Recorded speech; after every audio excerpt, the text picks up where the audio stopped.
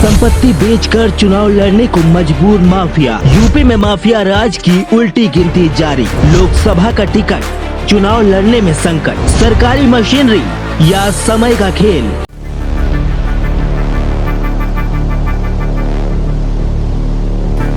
UP देश का वो जिला जिसे माफिया, गैंगस्टरों और बाहुबलियों के नाम से जाना जाता था, और इन्हीं माफियाओं की लिस्ट में शामिल था कुख्यात माफियाओं का नाम अंसारी ब्रदर्स, जिसके नाम से लोगों के पसीने छूट जाते थे, जान हलक में अटक जाती थी। 1990 के दशक में जमीन के कारोबार और ठेकों की वजह से मुख्तार अंसारी राजनीति में आने से पहले ही जुर्म की दुनिया में नाम कमा चुका था। हत्या, लूट, मारपीट, फिरौती, रंगदारी, अपहरण जैसा संगीन अपराध मुख्तार ब्रदर्स के लिए आम बात थी। इसी रसूख के जरिए मुख्तार ने राजनीति में अपना कदम रखा। मुख्तार 1996 में बीएसपी की टिकट पर पहली बार चुनाव लड़ा और जीता। 2002, 2007, 2012 और 2017 में मऊ से विधानसभा चुनाव में जीत हासिल की। आखिर 3 चुनाव अलग अलग जेलों में रहते हुए लड़े। 2010 में बीएसपी सुप्रीमो ने मुख्तार अंसारी को पार्टी से निकाल दिया। बीएसपी से निकाले जाने पर मुख्तार ने कौमी एकता दल के नाम से नई पार्टी बनाई। 2017 में कौमी एकता दल का बीएसपी में विलय हो गया। वाराणसी सीट से 2 बार लोकसभा चुनाव लड़ा, लेकिन दोनों बार हार का सामना किया। इसके बाद मुख्तार ने समाजवादी पार्टी का दामन थाम लिया और डर के साम्राज्य को बढ़ाने में लगा रहा। उसे लग रहा था कि इसके जरिए वो लगातार अपनी ताकत में इजाफा करता रहेगा। मुख्तार ब्रदर्स को लगा कि अब उन्हें रोकने वाला कोई नहीं होगा, लेकिन समय बदला, सरकार बदली और साल 2014 में सीएम योगी आदित्यनाथ ने मऊ दंगों की याद को समेटे हुए यूपी की गद्दी संभाली। तब से शुरू हुई यूपी में माफिया राज की उल्टी गिनती। उत्तर प्रदेश के अंदर अपराधियों और माफियाओं के लिए कोई जगह नहीं। सीएम पद की कमान संभालने के साथ ही सीएम योगी ने माफियाओं को सीधी चेतावनी दे डाली। योगी सरकार का साफ कहना था, या तो अपराध छोड़ दो या फिर यूपी। अगर इसके बावजूद नहीं माने तो दुनिया छुड़वा दी जाएगी। योगी ने जैसा कहा वैसा ही किया। अपराध और अपराधियों के खिलाफ जीरो टॉलरेंस नीति के तहत यूपी सरकार ने माफियाओं पर बुलडोजर एक्शन शुरू कर दिया।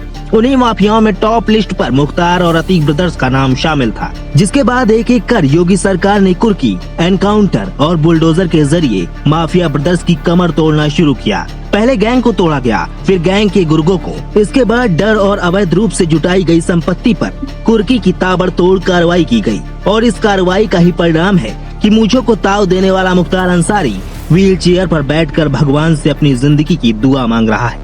दूसरों को डराने वाला मुख्तार आज पल पल डर के साए में जी रहा है। बता दें कि जेल में बंद गैंगस्टर से राजनेता बने मुख्तार अंसारी को उत्तर प्रदेश के वाराणसी एमपी एमएलए कोर्ट ने 32 साल पुराने अवधेश राय हत्याकांड में आजीवन कारावास की सजा सुनाई है। इसके साथ ही मुख्तार अंसारी पर 1 लाख रुपए का जुर्माना भी लगाया गया है। 5 बार के विधायक अंसारी पर 1991 में कांग्रेस नेता की हत्या का आरोप भी लगा था। मुख्तार अंसारी के खिलाफ गाजीपुर, वाराणसी, मऊ और आजमगढ़ के अलग अलग थानों में कुल 61 मुकदमे दर्ज हैं। इनमें से 8 मुकदमे ऐसे हैं जो जेल में रहने के दौरान दर्ज हुए थे।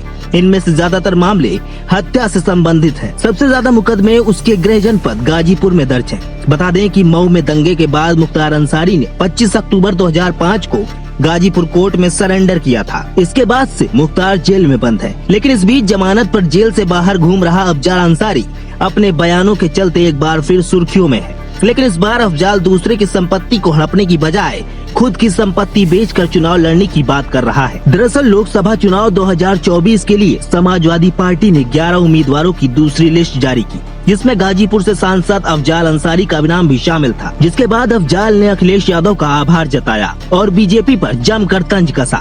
अफजाल ने कहा कि मुझे सरकारी मशीनरी के जरिए लूटा गया। इस बार चुनाव लड़ने के लिए बाप दादाओं की जमीन बेचकर चुनाव लड़ेंगे और जीतेंगे। यहाँ मोदी फैक्टर नहीं चलेगा। फिलहाल अफजाल की बात से ये साफ है कि योगी सरकार में माफिया दूसरों की संपत्ति पर कब्जा करने के बजाय अपनी संपत्ति बेचने को मजबूर है।